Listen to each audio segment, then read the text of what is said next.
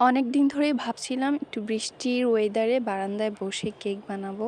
তো অবশেষে আর কি করা হলো। ওই দিন ভালোই ছিল, মানে বৃষ্টিও হচ্ছিল, পাশাপাশি কারেন্টও চলে গিয়েছিল। তো ভাবলাম যে কাজে লাগাই।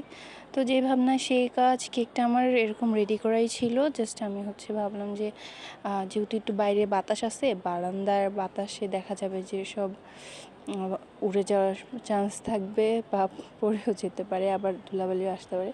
ভাবলাম জাস্ট রেডি করে রাখি, বৃষ্টি আসলেই আমি জাস্ট এই হার্টগুলো দিব আর রিবনটা বসিয়ে প্যাকেজিং করব। তো ওইভাবেই আর কি সব করা। সবসময় দেখা যায় কি প্ল্যান করে রাখলে ওগুলো হয় না। তো ওই দিন দেখলাম যে না, হয়ে গেল। আর এটা ছিল আমার একটা ইমার্জেন্সি অর্ডারই বলতে পারেন। রাতে অর্ডারটা কনফার্ম হয়, এরপর পরের দিন সকালে আমি কেকটা বানিয়ে দেন বিকালে ডেলিভারি দেই।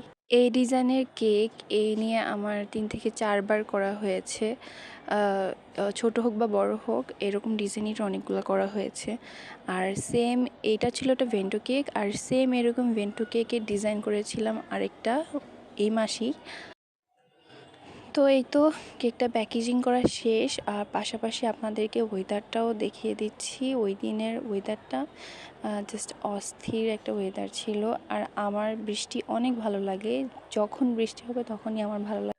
যদিও ক্যামেরাতে অত ভালো বোঝা যাচ্ছিল না, জাস্ট একটু দেখাই। তো এই তো, এটা হলো কেকের লাস্ট ফিনিশিং। কেমন লাগলো জানাতে ভুলবেন না।